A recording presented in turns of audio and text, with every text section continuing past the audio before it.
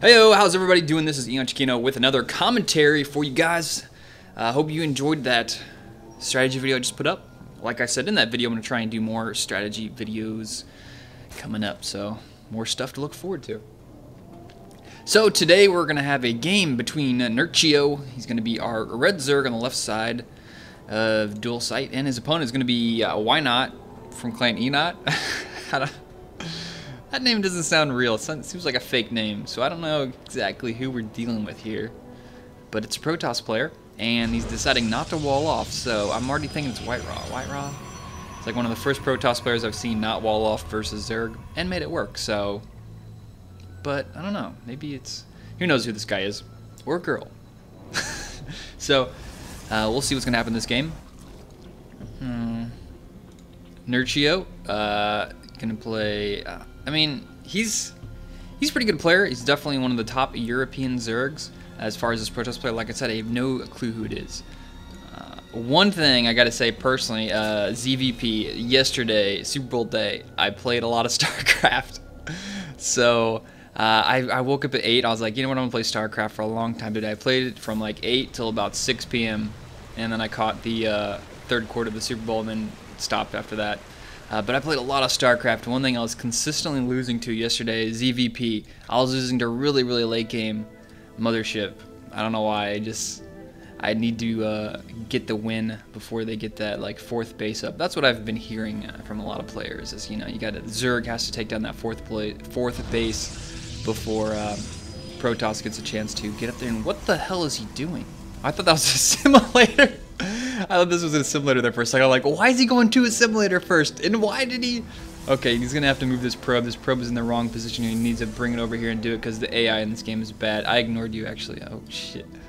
Yeah, aAaNerchio is... I didn't tell you guys at the beginning. He's notoriously bad-mannered.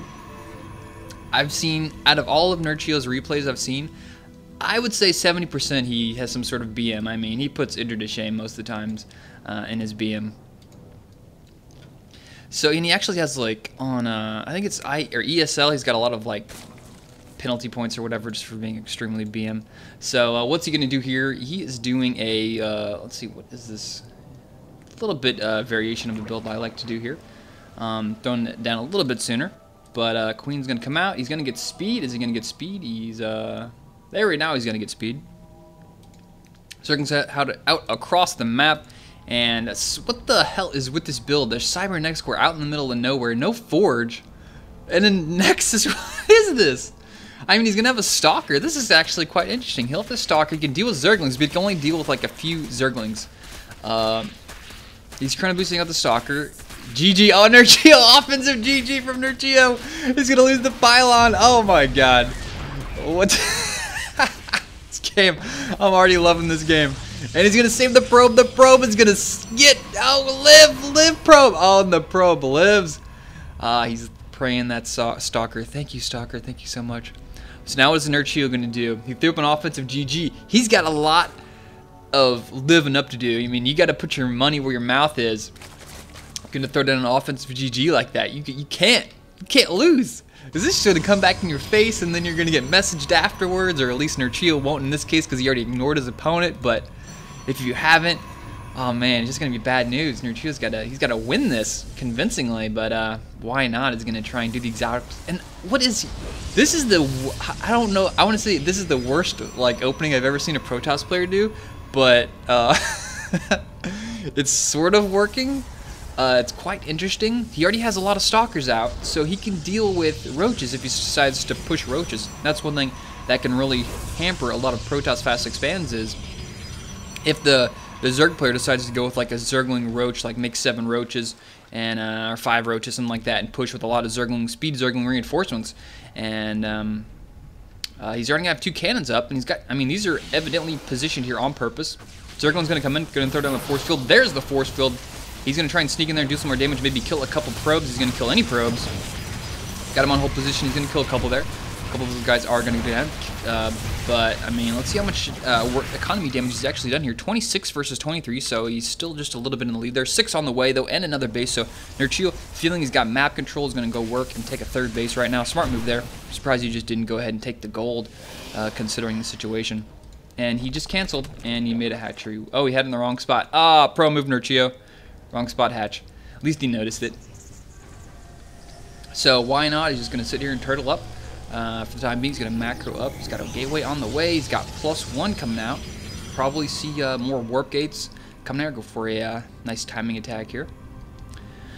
Making some workers. What's going on over here in Nerchio? Man, I remember the first time I saw this guy's name. I said it wrong so many times. It was just ridiculous. I couldn't even listen to myself say that. But anyways, Nerchio now with a Roach Warren. He's got an Evolution Chamber up. What is he going to tech up into here? He's going to get the upgrades. He's got more Zerglings out. He's got 1 Spore Crawler. Worried about DTs. Safe bet. I love that. Getting the Spore Crawler, and I like the position of these Zerglings here. Keeping an eye on this so that way the DT can't just sneak on up the ramp. He's going to have to kill a couple Zerglings before he can get up there. So good position here with the Spine Crawler. Or sorry, Spore Crawler. Queen making his way down here to this 3rd base. Is he replacing? Yep, Queen being replaced there at the natural. And now we have +1 armor on the way, which is going to be really nice. It's going to counteract that +1 attack that's on the way here for why not. So smart move there. That's one thing that can really tear up a Zerg player if the excuse me, I'm a little bit under the weather. Is if the Protoss tries to go for that +1 attack with the Zealots, and you're going for some type of Zergling and Fester combination, and they just have +1 their Zealots, and you don't have armor yet. That can really do some damage to you. They can cut right through you really fast. Those side blades go through Zerglings like a hot knife through butter. So I don't know. I might have to try out this this opening here from Why Not.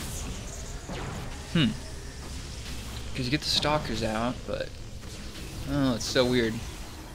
Overseer trying to do some scouting. Robotics facility on the way. Did he scout that? Did he actually scout that? Yes, he did. He's aware of that. Pylon on the way. Another gateway coming out. Now, is this going to be that immortal timing we've seen come out here from the Protoss player that we saw? Actually, I saw Grubby do versus Rhett for, what was that? MLG Online Qualifiers winner or something? I think that's what it was. But it's been done before. It's a new build that's come out. They get about 2 to 4 Robo, or 2 to 4 Immortals.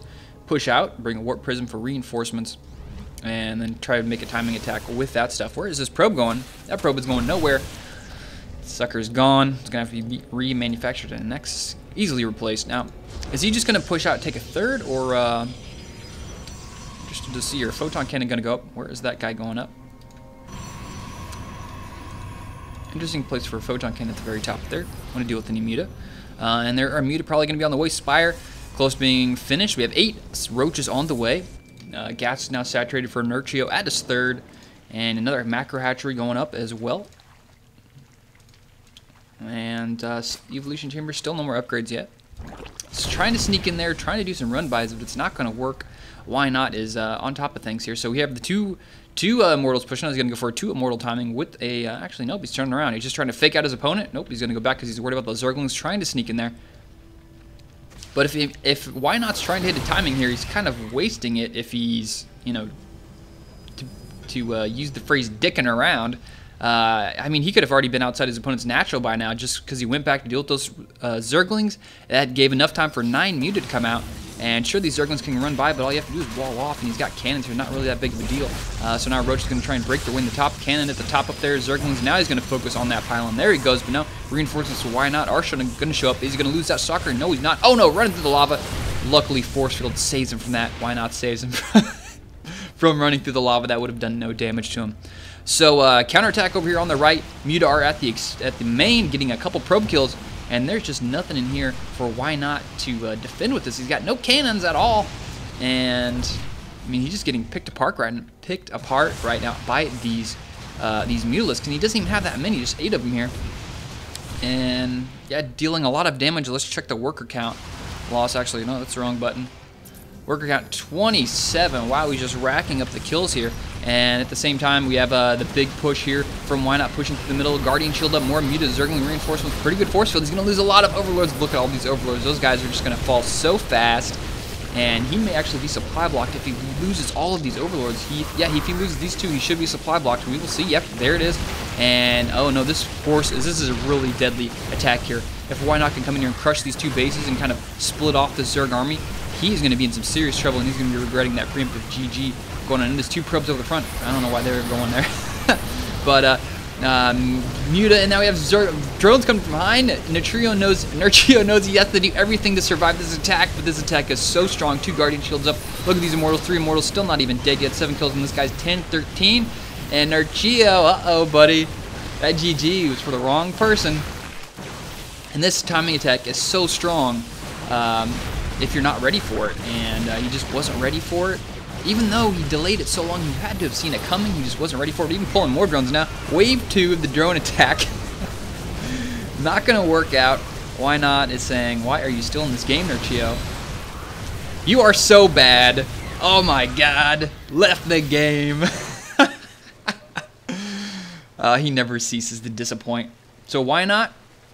Getting the win this game against ENOTwhynot, game number 1.